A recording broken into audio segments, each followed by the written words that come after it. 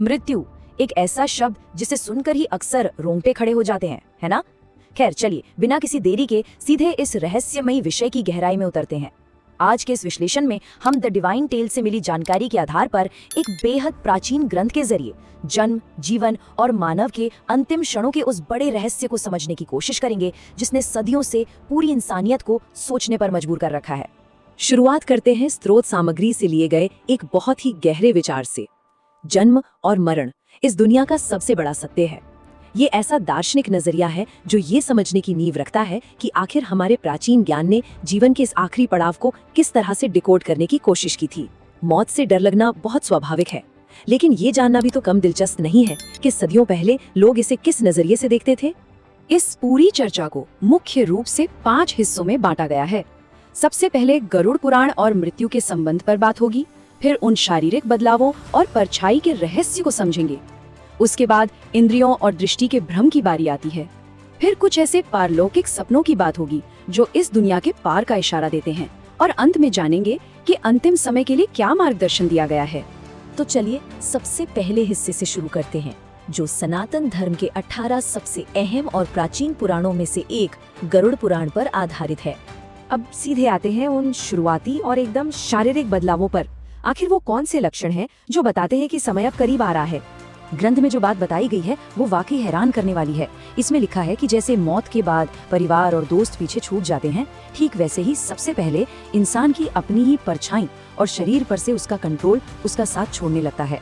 पानी या तेल में अपनी खुद की परछाई न दिखना या फिर अपनी ही नाक की नोक को न देख पाना, ये सब एक गहरे अलगाव की शुरुआत है। आंखें अचानक ऊपर की तरफ खिंचने लगती हैं, चेहरा एकदम से अजीब सा लाल पड़ जाता है और जीभ पूरी तरह काली होने लगती है। ये सब इस बात के शुरुआती संकेत माने गए हैं कि शरीर अब धीरे धीरे काम करना बंद कर रहा है।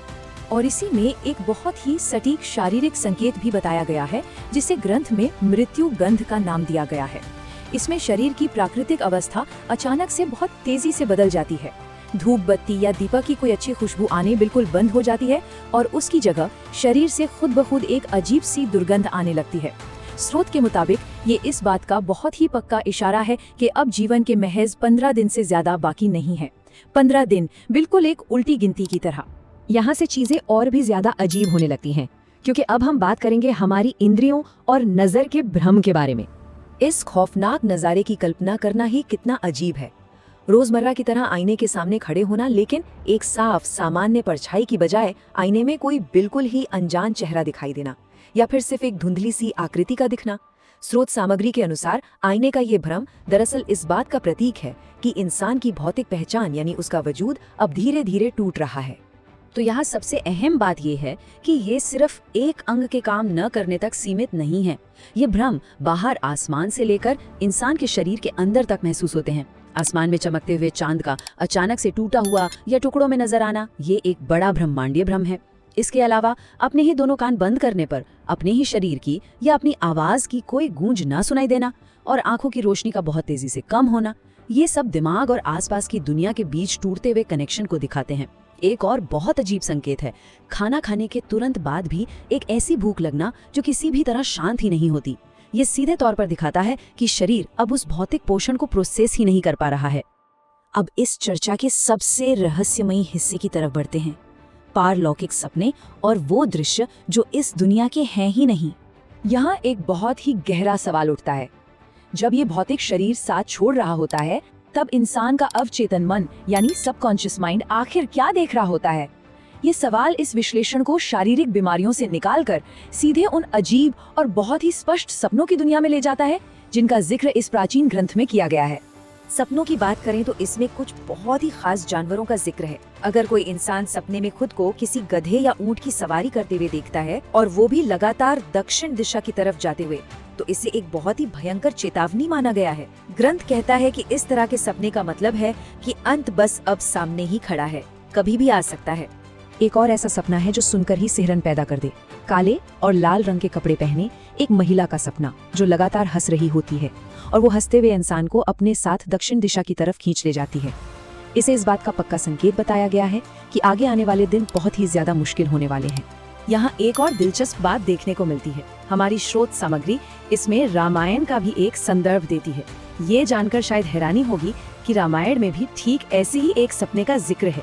वहाँ भी सपने में खुद को गहरे समुद्र में डूबते हुए देखने को ठीक वैसा ही जानलेवा और तत्काल अंत का संकेत माना गया है। अलग अलग प्राचीन ग्रंथों में मौत के इन प्रतीकों को कितनी समानता से देखा गया है, ये सच में कमाल की बात है।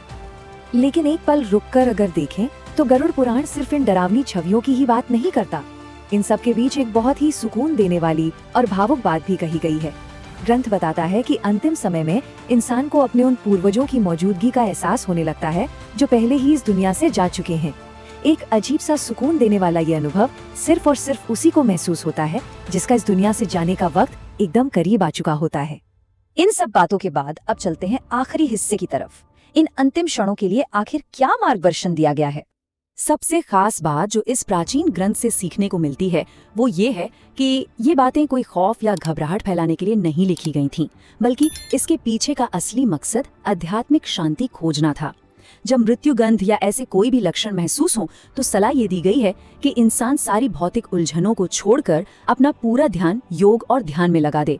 बचे हुए दिनों को बिल्कुल सादगी से जीना और मन को शांत रखना ही इस आखिरी और सबसे बड़ी यात्रा को आसान बनाता है। और इसी के साथ हम इस विश्लेषण के बिल्कुल आखिर में पहुंच गए हैं।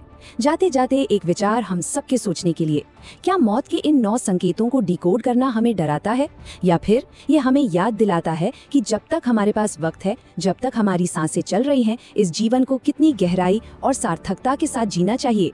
इस चर्चा का हिस्सा बनने के लिए बहुत बहुत शुक्रिया। यकीनन आज की इस जानकारी ने जीवन और उसके अंत को देखने का एक बिल्कुल नया नजरिया दिया होगा।